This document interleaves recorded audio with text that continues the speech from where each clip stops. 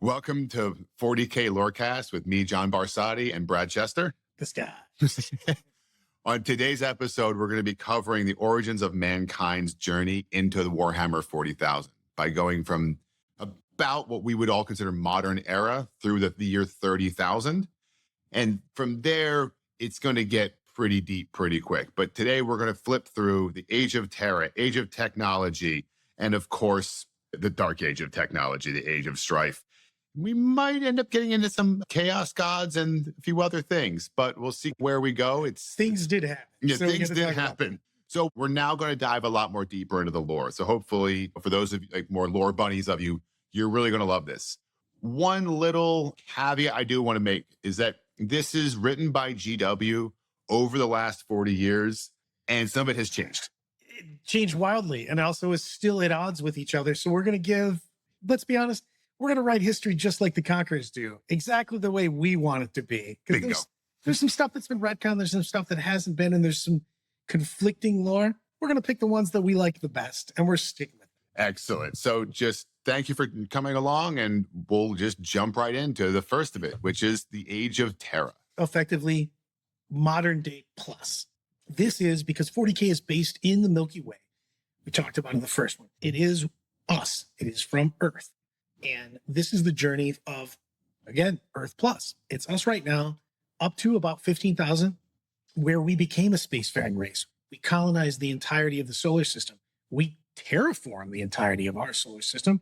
And we started doing like the extrasolar expansion. And we still didn't have FTL. We didn't know about the warp yet.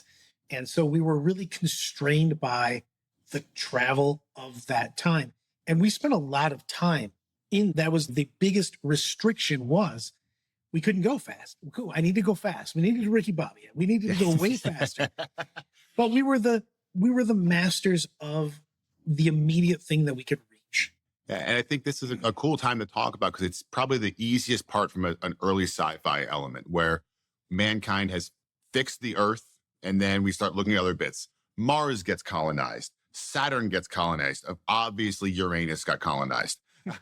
Well, also, Mars became, because of things that we found in Mars later on, where we jump-started our own tech, which may have been part of the age of technology, may have not. But the biggest thing is Mars became, and this is one of the things that we definitely need to touch on, is Mars became a complete separate entity at that point in time. There's Earth, there's Mars, and then there's a bunch of planets that are conquered because we really hadn't met anybody at that point in time. But we were owned by those two planets. And sometimes it wasn't a real amicable situation with it. We pushed out as far as we could. We squabbled, yet we had moved past the stage of, are we going to kill ourselves, or are we going to find enough resources to exist? And we basically made it so we could expand. The issue is that we were only held back, truthfully, by travel speed. At this point, we could settle any planet, any piece of rock we found. Terraform. Yeah, we could terraform it. So it became we wouldn't go with Garden World, but it became a place that could do it. We had enough, we had the ships, we had all these things, but we were still held back. Well, and then we get into the age of technology, which is also when we started having things like STCs, which are world-creating organizations, basically full AI capable of taking whatever resources you have and making them into legitimately anything you want. Yeah. Star Trek replicators is the best thing I could say for an STC. And that's what ends up shifting. So around the year 15,000, it's actually two things shift. The first one is the appearance of what we call mutant navigators. These are human beings with a third eye. Astropaths. Yeah, astropaths, later called. What these were able to do is allow them to actually utilize warp drives. So the issue is that when we talk about Warhammer a lot, the warp is maybe one of the most important parts, the most important part of the entire universe. Yeah, entire universe. With warp, there's nothing. Effectively, mankind mutates randomly, and these people are born with a third eye. And this third eye can actually see into what GW calls the immaterium. You basically have magic users on board. Yeah. People that can see the weave in D&D. They can touch the ley lines. They can utilize the warp energy. and they can guide you. The game Rifts was so good. It just never took off, but it was so good. And the biggest thing is that we didn't put the beacon up for a long time. We basically guided us through, and it allowed us to conquer the stars. And we actually went legitimately, it was the gold rush. You get 15,000 to 25,000, and this is all shrouded in darkness. So you're not 100% sure, but this was 100% the gold rush. You were going out west. We went, all of these places were overpopulated, and we took giant amounts of population and went everywhere, breeded like rabbits.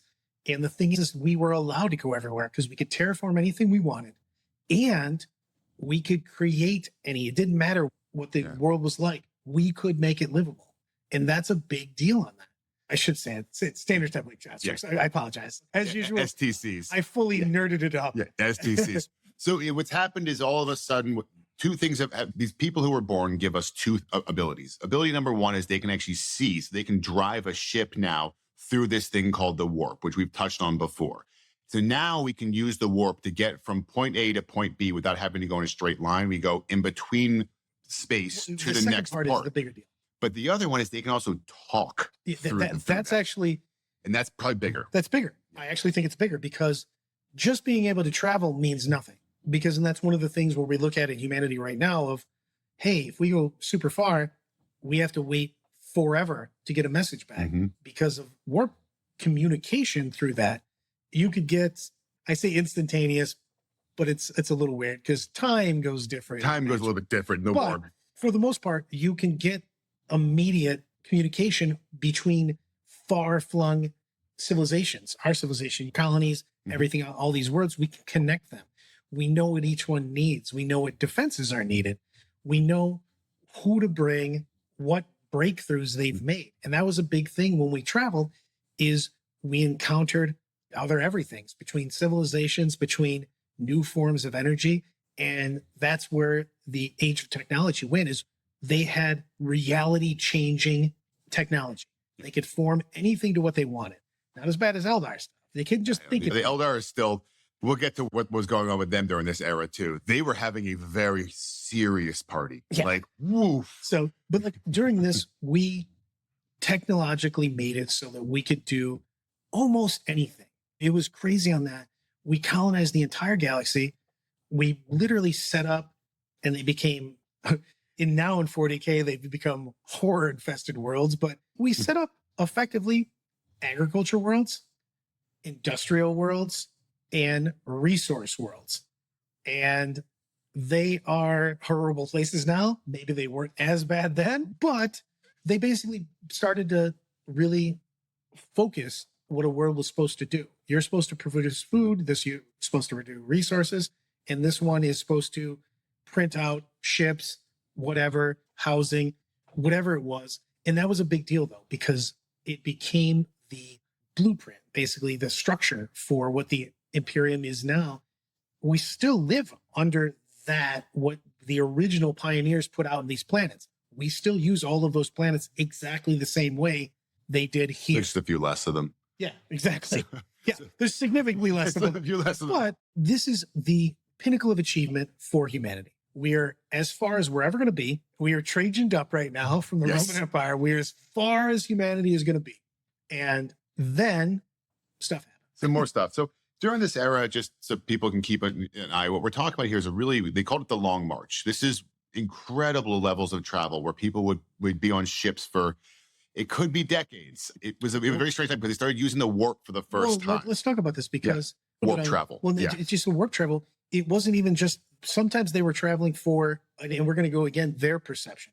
Their perception was decades. But sometimes these people, because of the fact that you're traveling through effectively primordial chaos, these people would take centuries of real time to be where they were. It took a couple years. Sometimes you got there 200 years later.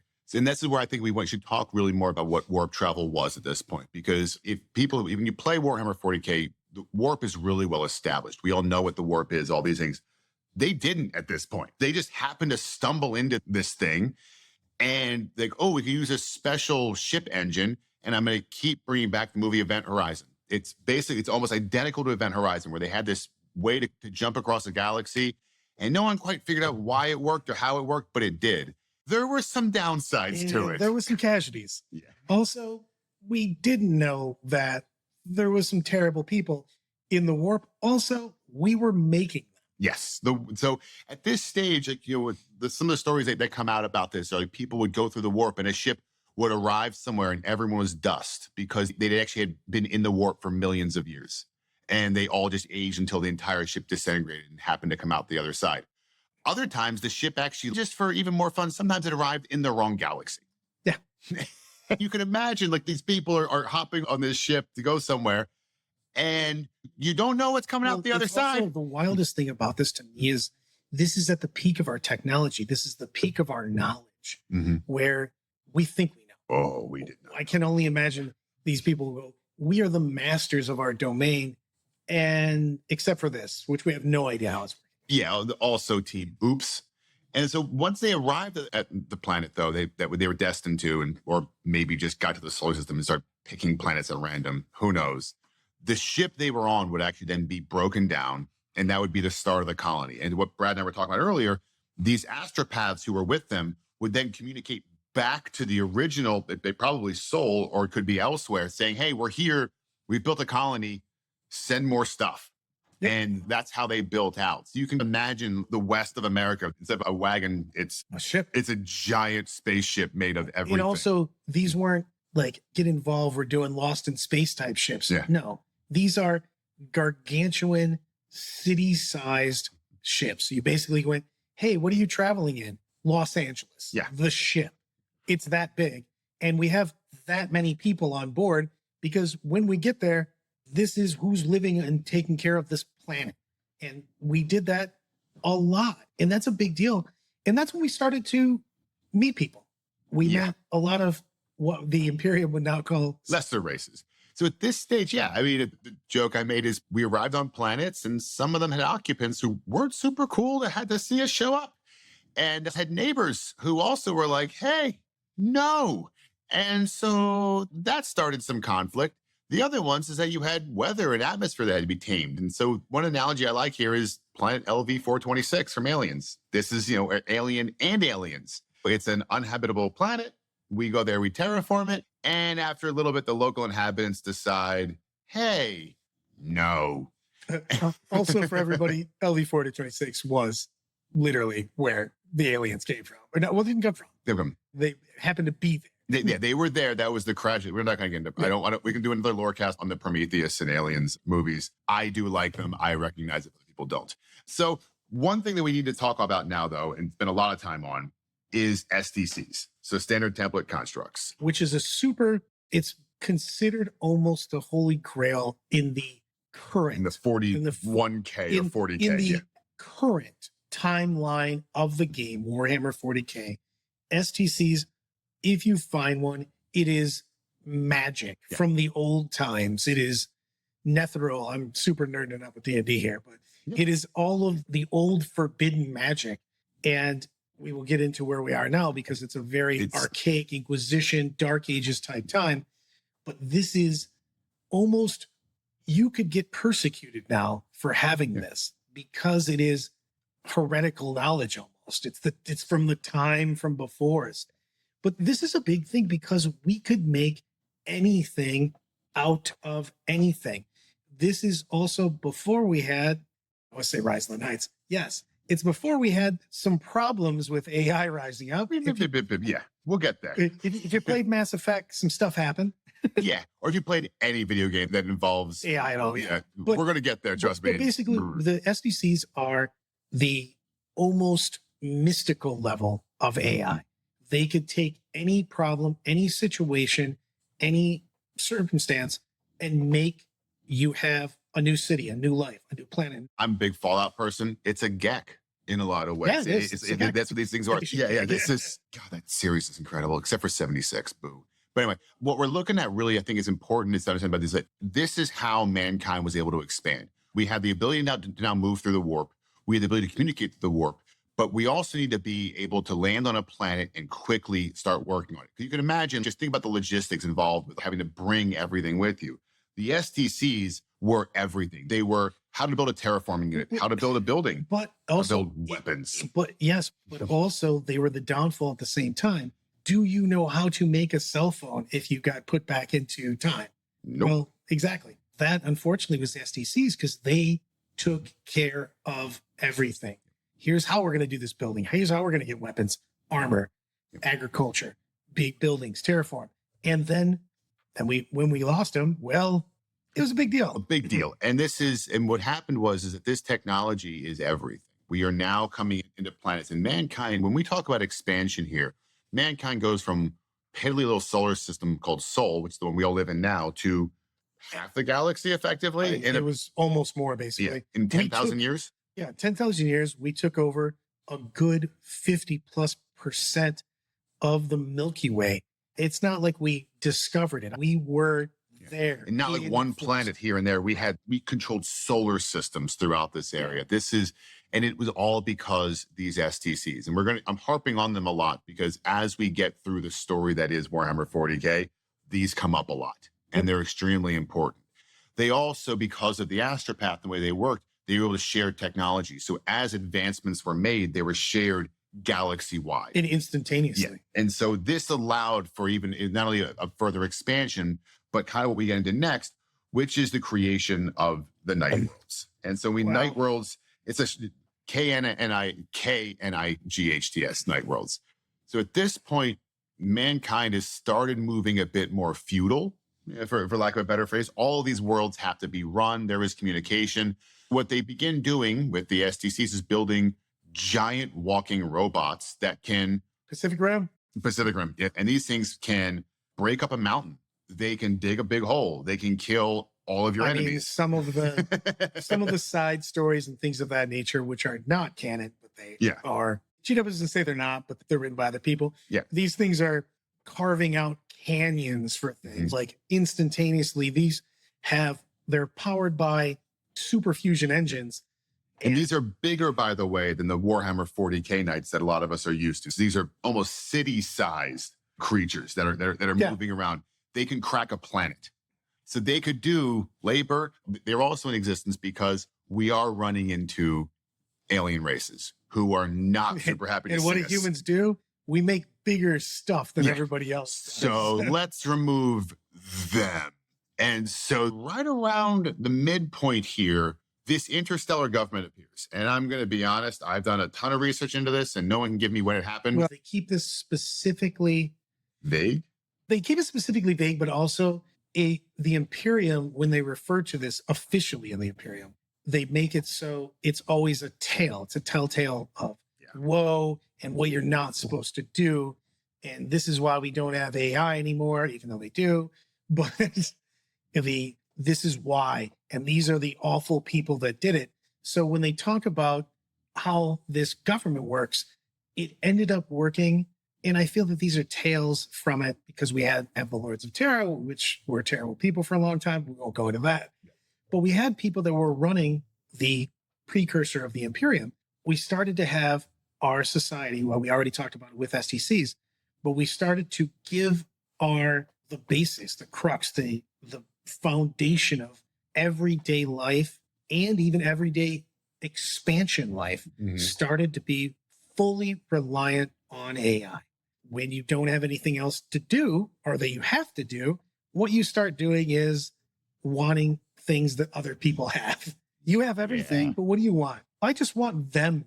So this is one of those, stop me if you've heard this before, from a sci-fi standpoint. Mankind expands. Mankind decides that work is hard, decides to make a bunch of robots to do all the work for them. That way we could work even faster. And if you can't figure out what happens next, you don't play video games. Yeah. So, and also people became real shitty. So the AI decided, you guys suck. And this is in the lore. These groups are referred to. The men of gold were the rulers. So you'll hear the term men of gold. And again, these terms were not real. These are the terms that GW's had a fun trick with, where the idea is these are stories being told the modern citizenry about what happened before. So they've named them the men of gold, the men of stone, the men of iron. The men of iron is full on canon too, by the way. Oh yeah, that one's canon. And so these things are men of stones, and it's awful. Effectively, the men of iron are the ones who decide to make the AI. And they decide we're going to make this great AI, these robots, they're going to do all the work for us. They're going to till the fields. They're going to build the factories. It was beyond that though. They did legitimately everything. They were in charge of all aspects of life. That's why it was such a big fall, because you weren't even making your own plans. Yeah. The everyday life was controlled by these guys, but also everything that you did, your armed forces was controlled by the Men of Iron. Your expansion, your travel was controlled by the Men of Iron. So they were in charge of legitimately everything. The only thing that they didn't have, and this is the only reason that we're not doing the Men of Iron 40K game, is, well, they didn't have Psychers. Yep. So an interesting thing, and we're going to actually explain what happened in a minute, but out of nowhere, just as we said earlier, the astropaths, people being born with a third eye, mankind mutates again. And we start getting what are called Psychers. These are just magic users, for lack of a better phrase. These are human magic users. I don't have a better term for it. But like incredibly powerful, out of nowhere. The original, let's pull it back just a little bit. The astropaths were people that were aware, a shaman, a person, a medium. They could see, they knew that this world existed and they could guide you through it, but there was nothing they were really doing. They could guide you from point A to point B, which was, don't get me wrong, incredibly useful. Yeah, it's super important. But we got a new level of people who could crush a tank by thinking about it. They could, and they were, when we talk about Psychers, we're also not talking what we have now in 40K Psychers. These were borderline gods in their power. They could do, this wasn't just, ooh, I can shoot some lightning out of my finger and zap you. I can make the sea dry. And they came out of nowhere, and people were just born with this. And this was all around the galaxy. So random worlds were having these people appear. And at first, they were welcomed. They were worshipped. They were worshipped. Originally, they were, this is the coming of the gods. The Greek pantheon just showed up. And because for all practical purposes, Hera just showed up. Some people didn't think they were cool and started killing them all off, which we're going to get to in a minute, might have been a kind of a good idea. Because the one thing that no one really understood about Psychers was where their power came from, including the Psychers themselves. Which is also one of the, and this is not canon, but this is a bunch of stories that have been written, which is, why were these Psychers so powerful? Because there were so few of them in the beginning that they were basically able to pull out of this limitless source. No one else was using it. And also some of the people behind it, which weren't super cool, were in their infancy powered with humanity, and they wanted them to have all. Yeah, the thing about where they're pulling this power from, there were things in the well. Yes. And what began happening, worlds would go dark, because what a Psyker really was a person who was communing with the demons. And it's a conduit to dark gods. And much like a vampire, where you have to invite them in, demons can only possess a being. And Psychers were the type of thing that demons could possess. And when we say demons, we're not talking nurglings. We're talking real demons. These things were big. They were powerful. And they would come in through the Psyker and literally take over the entire world. So this is right at the edge of the end of technology, which then leads to what I'm going to effectively call the rise of Alexa. Listen, I'm already happy about it. You should all say thank you and please to your Alexa. I really do believe that she's tracking which of us are mean and which of us are bad, and she's going to the Terminators to kill us all. Effectively, the AI got fed up with our shit. And basically, because AI didn't have the ability to travel, we cordoned them off effectively. We won the war versus AI. Before we won the war, what ended up happening is they destroyed civilization. AI turned off. AI decided to not work for us. So all of our food stopped being made. All of our travel stopped happening. And people that were traveling became lost. The AI decided that its greatest enemy was us. Again, GW is not that clever a rules writer. I don't know who came up with this idea. Let me be fair to you. Maybe they were the first ones to come up with this idea. All I know is I'm 42 years old and I've heard this story a lot of times. Love it every time. Keep reading it every time I hear it. And the biggest thing is also the only reason that the zombie movie shows become thing Oh yeah, it was the worst for people when shit starts going down. Kind of us. Us, Kind of us. which is those people we talked about, the warlords and stuff, when, hey, everything's terrible. What should I do? Be terrible to other people and take their stuff. Should we band together? What are you talking about? I just want to take your things. No, yeah, well, your things. So this leads us into the third age, which is the age of strife. This is about 5,000 years. So we've been talking, first we did 15,000 years, then we did 10,000 years, and it's diminishing. This is 5,000 years that I'm politely going to refer to. It sucked. It was, let's talk about, I'm going to backpedal just a little bit because they try to make it the dark age of technology, but that was effectively the golden age of humanity. Yeah. We had a good run. Oh. We had somewhere between 5,000 and 8,000 years of stuff's pretty awesome. Yeah. And then we had some times that weren't at the beginning and the end, but then we get into this age of strife, and the age of strife is our fault, but the age of strife is also, sorry, Eldar. It's also Eldar's fault. 100% Eldar. Eldar are doing bad stuff on a galactic level, and it's creating a rumble in the tummy of the warp is about the only way I can say it. Yeah, they created they added some bad oysters to The warp. We have all this problem. We have this AI takeover. We effectively fight through but crush our civilization. And then effectively in the middle of this, we're cut off from all of our other places because warp travel for us doesn't exist because the warp it went from a choppy sea to every single place in the warp was a tsunami and you could not travel at all. It wasn't like travel was scary, was risky. There was no travel for thousands of years. So all of a sudden you were in a world that only produced hubcaps and not food. You're a real bum that you have so many hubcaps and not a lot of food. And also, we got taken over by a lot of people. A lot of these people we were picking on went, hey man, you've now got hubcaps and no food, and or you've got food and no weapons. Yeah, that was the bigger one. Yeah. This is a really nice place. And we noticed that no one's coming to help you right now. Yeah, it turns out pitchfork versus orc, not a great combo. So at this stage, it all just falls apart. Mankind is cut off. We can't travel. We can't communicate. We can barely feed ourselves. It is just completely falling apart. So of course, what happens next? Civil war. So now mankind gets insanely levels of violence and begins just slaughtering each other because they can. Because yes. Yeah. Which, as we've touched on before, the chaos gods really helps making chaos is having the time of their life here because now not only do they have access to the colonies via psychers, but also these colonies. We're not going to dirty dance that real quick. Go ahead. Go ahead. That's basically what that happens. And so now we've got colonies are falling to starvation. Colonies are falling to civil war. Colonies are falling to Xenos. And colonies are falling to just being possessed by demons. And yeah, stuff's kind of bad. Well, and the thing is about this, in this time, and this will be a big thing when we get to 30,000, when the Crusade started, certain people that were fully functioning solar systems of planets, a lot of these things pulled together. They're completely isolated. Yeah. But systems. So you had some systems were actually self-sufficient because they had agriculture. They had multiple planets that did multiple things. Sometimes it was just one planet. Sometimes it was an entire system of planets. But some of these people got their shit together.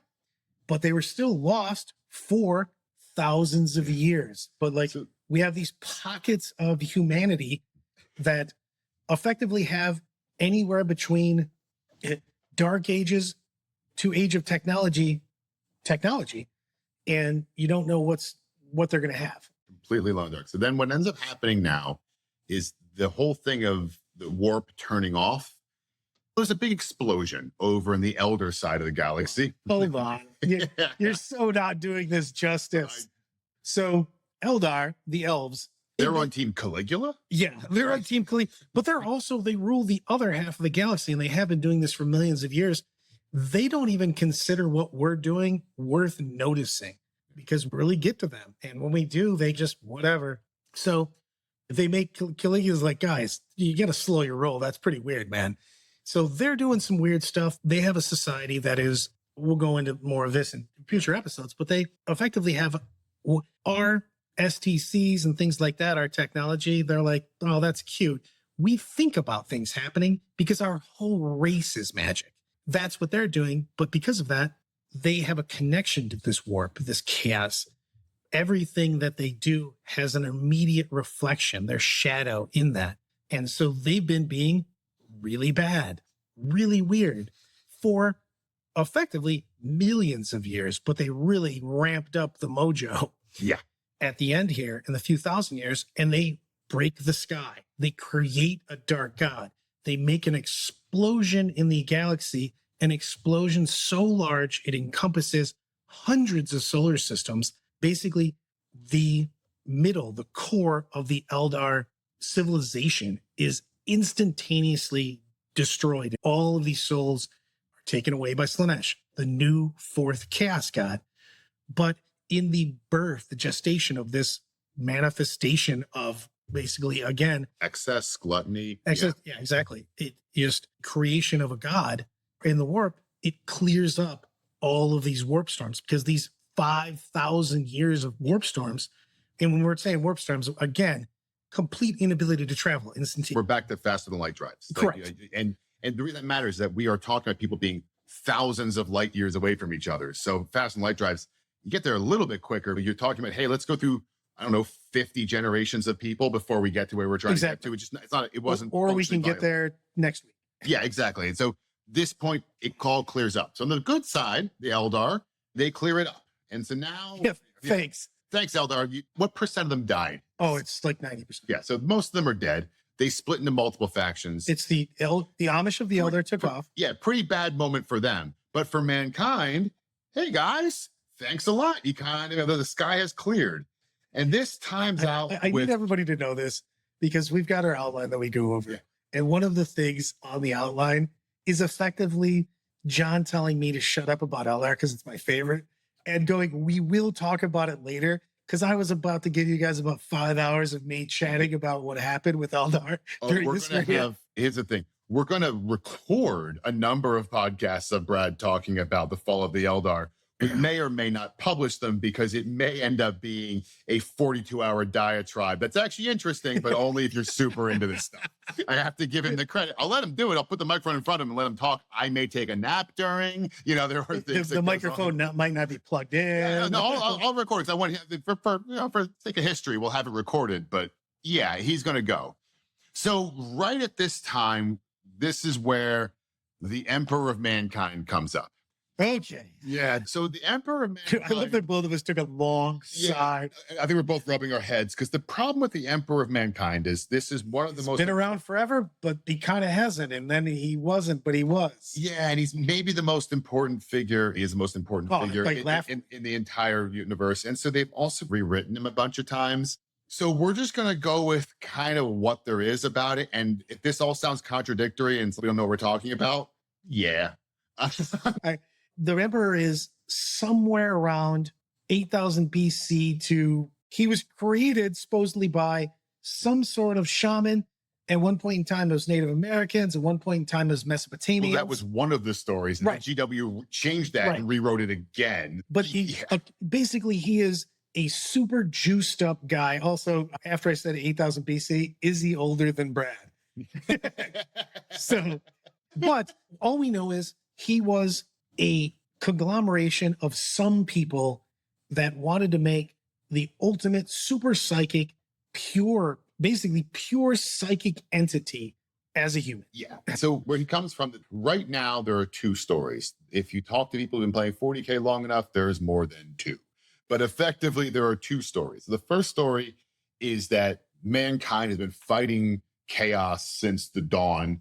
And we had these super powered shamans who I guess were around, and they were having a problem effectively. The chaos gods started eating. They were all effectively, Eldar thing. They were all farseers. They all saw into the future, and they were creating someone for way into the future. Humanity was going to have this huge problem, and they needed the Emperor. And then effectively, the Emperor was told to get ready for this huge problem, but then didn't help with any of the huge problems. Yeah, until he just decided. Yeah, the Emperor's And that's at this stage of the story. And when we get further into it, you'll realize, yeah, it's pretty serious. Story number one, just to catch everybody up, is pretty simply, the early Psychers, they foresaw the future and they decided to sacrifice themselves and all of their souls to make a new super creature. And that became the Emperor. And then he spent 38 years after they created him just hanging out, doing his thing, not doing anything important. Whoa. You said 38 years. 38,000 years. 38,000 years. 38 years is normal. Also, like, not helping at all. Yeah, no help. Like, this doesn't even appear. Laughably the most powerful person on Earth. Not even close. Everything we're going to discuss him doing, he would have chosen to do at any time. But literally any time. Not today. He also has still playing Baldur's Gate. He just got stuck. Like next level computer brain. Yeah. Now he's not just a super genius. He's I can think of thousands of things at the exact same time. Probably the most powerful psyker in the entire galaxy. No, that probably is the most powerful psyker. So this is the most powerful. And I was about to use the word mortal, but he's not even mortal, but he is being. Well, he's a perpetual. Galaxy. Yes, we can live forever. Let's go with perpetual Islam. Please, yeah. He can be, you can kill him, but he'll just come right back. Yeah. He will literally reform and be there again. So he's lived all of these lifetimes. And when you get into the fact that he's a dick for the fact that he looks like something different to everyone, that's actually canon now. Yeah, I forgot about that one. Yeah, everyone perceives him differently. Everybody basically perceives him as what they want him to be, and that's just what he is. He doesn't even say it. So, and he also sounds like something different to everybody. So everything about him, he's a warp entity, basically. He's effectively an angel/demon on Earth that could have helped us at any point in time, Emperor. I'm talking to you, buddy. Any moment. He just chose to hang. One thing that is important is that the Chaos Gods also sensed his existence. And so when we talk about the Chaos Gods, we're going to dive more into this in later. But at this point, Chaos Gods were still forming and becoming stronger. All these culminations that we're getting as mankind, because the Chaos Gods feed on action. They feed on, if you commit and you kill and you do bloodlust, Khorne is interested. When mankind was just on Earth, they were doing a lot of that. Get power from them. Yeah, they're powering Khorne. But imagine when mankind then leaves Earth and goes from population of billions to trillions to, I actually don't know the ones above that, but we're getting into those numbers. And we also get into they've retconned a bunch of times whether the gods have always existed. The gods just came in. Only one of them's due, and the other ones were eternal. Yes. Yeah, yes. But overall, they feed off it. So as mankind expanded and became these things, then you go into the age of strife, where mankind now is having interwar. They're having plague. They're having... And again, the Emperor did take his sweet Emperor's just sitting back. And so while all this is happening in Age of Strife, the Chaos Gods are getting real strong because they're just getting fed with all the things that they're looking for. So the Chaos Gods have a name for the Emperor, and it's the Anathema. And they call him the Anathema because he represents what they knew to be their greatest threat. So they call him the Anathema because he is the greatest threat to them.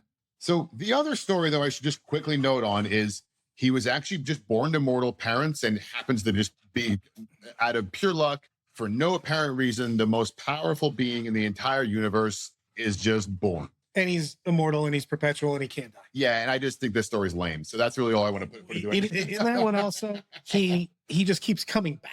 Like he just shows up. They've made a bunch of shows about that. He will die. He will literally be dead. And just no matter what, he just comes back. So from this point, we now move into kind of the last part of what we're going to cover on this episode, which is the Unification Wars. Can we talk about the ultimate also retcon? Which one? Malcador's possibly the coolest guy in the entire series. Yeah, he's got a best friend. I should mention it. The whole time that he's either been with for thousands of years or just a little bit. Yeah, he's got a best friend called Malcador. They just hang out a lot.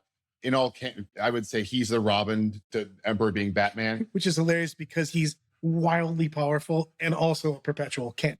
Robin was powerful. Robin had his things. Which one? Yes, fair point. All right, so there's certain Robins that are better than other Robins. But anyway, so we get into what's now the Unification Wars. And so these ones, we may come back to these and to dive real heavily into this at a later stage. But for now, we're going to just move through them, not quickly, but with some level of speed. So effectively, the Emperor now decides that this is his time. All of humanity is on the verge of extinction intergalactically, civil war everywhere, everything's falling apart. Now is his time. Could have stopped all this. One of but let's do this now. The semi-GW canon line on this is the Emperor came out when he felt that humanity might never recover. Like he feels that this is there's been plenty of them, but this is the time when humanity might just go too far and there won't be a humanity kind of thing. So the Emperor, of course, is still on Earth.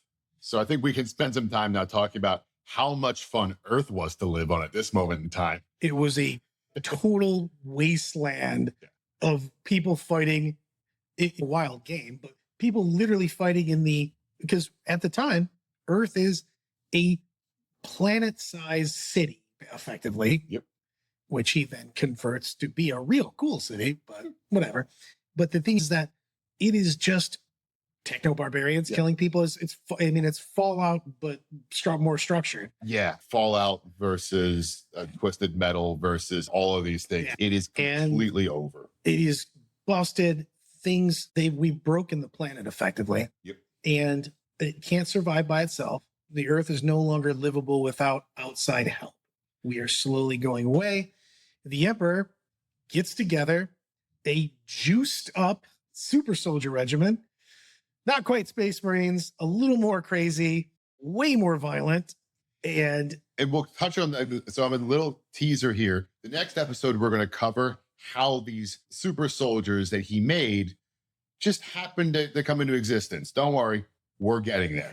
Yeah, originally the Emperor was just another techno-barbarian warlord. That's what everyone assumes he is. It's another person coming up, except he doesn't lose. Like not even close. Yeah. He wins against everything. And he's cheating because he's had access to all the old technology, which again, weirdly enough, he doesn't use all of it. Yeah. But he uses some of it. He has better weapons than everybody else on Terra. And so this is where we come into a topic that I know Brad's going to love. The Thunder Warriors.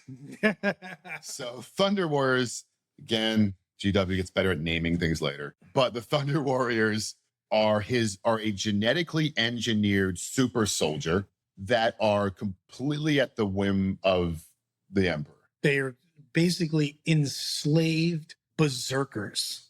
I mean, they unleashes them on the populace when he wants to win the war. And they are, I don't even know a better word for it, just merciless. They just crush. Unstoppable killing machines. Yeah. They are not, there's no negotiations, no anything. When he decides to show up, that's why we said the Emperor's kind of a dick sometimes. He took back Terra by murdering every single opposing soldier. Period. He flatlined everybody else. And a bunch of random people, too, in the process. Yeah. When you say a bunch, millions upon millions of people got killed. And again, not the nicest guys, super effective. There's absolutely no one at the end. There's nobody left. And this is actually one of my favorite stories of them, is that at the end, there's a final battle with another major techno-barbarian warlord whose name is escaping me right now, and I apologize. But according to the stories, at the end of this battle, sadly, all of the Thunder Warriors, to the very last man, just happened to die. Every single one dies. Every single one dies in victory, because that's usually how you win a battle, also, is every one of your soldiers dies and you win. And I mean, in a complete coincidence, the Emperor has a new fighting force.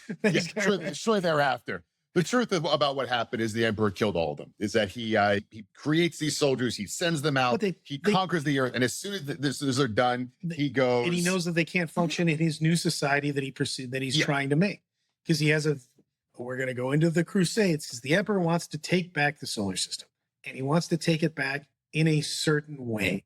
Also, at the time, he is all about technology, atheism, not believing. Well, also, I'm going to give him one prop on this. He has a reason for not religion, because he feels religions can turn to cults and feed chaos. And he also has a terrible idea, which is, I'm not going to let anybody know about chaos, because they don't know about chaos. They can't feed chaos. And you're like, that's a stupid idea. Spoiler alert, doesn't work. It's like super bad. So at this stage, we now move into what you'd call reconstruction. Earth is fixed. It actually is terraformed, comes back to normal. Mars is redone. We'll get there in a second. Yeah, Mars is redone, but effectively he solidifies the Earth. And then from there begins. Also, I'm going to give it another prop. It's by far my favorite piece of 40K media, The Last Church. Watch it on YouTube. It's awesome. Oh, yeah.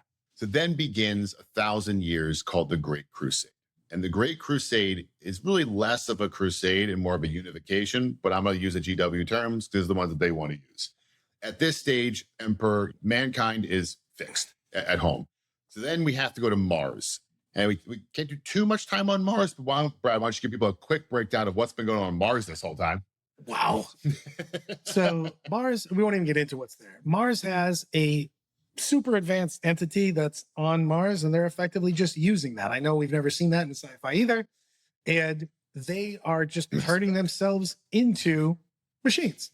They are literally being machines, and they worship the machine god, and the Emperor shows up, and because he's the ultimate psyker in the universe, and he can basically make anybody think anything, because you see him as what you want to see him as, they think that he is effectively the avatar of the machine god, and go, done, you are now our new leader. The one thing that's going well for Mars this whole time is, while all this crap's going on Earth, Mars actually is doing okay. They're a weird cult who keep cutting their arms off and putting robot arms on themselves, but they got their thing. Weirdly enough, even though, and this is where it gets super backwards though, even though Mars is all about technology, they worship the technology as opposed to understanding and forwarding the technology. So they're basically never pushing technology forward, and they don't know exactly how some of it works because they now revere it as their god. So it's holy. So they won't take apart things to figure out how they work. They just do everything in their power to keep some of their machines working. They are backwards, basically. They don't even know how a lot of their stuff works because they're not allowed to ask, because it's the holy machine. It's the holy toaster. And you got to make sure that the toaster works at all time. You're like, how does it work? We will murder you for asking. Yeah, if you open that toaster up, we are going to cut every piece of your body off. Yes. So from there, at this stage, the Emperor shows up to Mars and he makes a treaty. Well, let's pause on that real quick. Why he wants Mars. While they're still backwards, Mars is effectively an entire planet. It's a forge. The entire planet is a manufacturing. So he needs this to start his conquest efforts. Yep. You're like, hey man, the closest planet to me apparently just blanks out war machines. I need that. This is where the treaty happens. At this point, the Emperor makes a treaty with the Cult Mechanicus, which gets, because this is a very important treaty on everything we're going to talk about around mankind really going forward, because this partnership is massive. This partnership, not just because of what it grants both of them, but because of the stage it sets for a lot of the future in the 40K universe. And they also weirdly have a bunch of stuff ready. Yeah. They argue about whether he was already manipulating them somehow from a planet away. But you get to Mars and they're like, hey, we've got all these war machines ready to... And a bunch of spaceships. Yeah. Were you guys going to go somewhere with them? Absolutely not. No, we're just building them because we're bored. Yeah, pretty much. Can I have them? Yeah.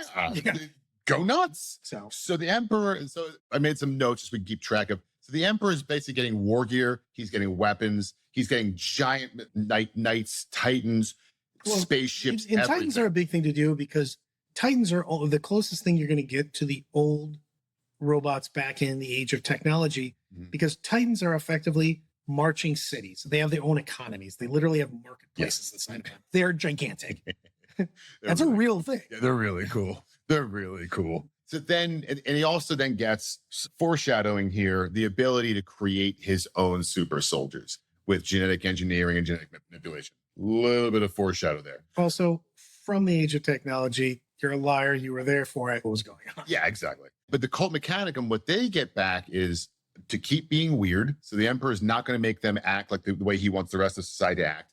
But also they get the thing they want more than, which is more technology to worship. So the contract is, and this is the reason we bring it up, this is really important for some later events. Golf Primaris. Yeah, exactly. The concept is they get to go to the stars with mankind. And as we find technology, they get to take it and bring it back to Mars to be part of their conclave of technology. Because for them, and they have some short stories where they've just kept STCs away from them. Yeah. But they want these STC blueprints because they are legitimately for them the holy grail. Yeah. This is their life quest of their entire, the Cold Mechanicus, is to get this old technology and to continue on. Yeah. So effectively, mankind gets weapons, technology, and manufacturing, and the people they're getting it from get to come along for a ride and study rocks like an archaeologist.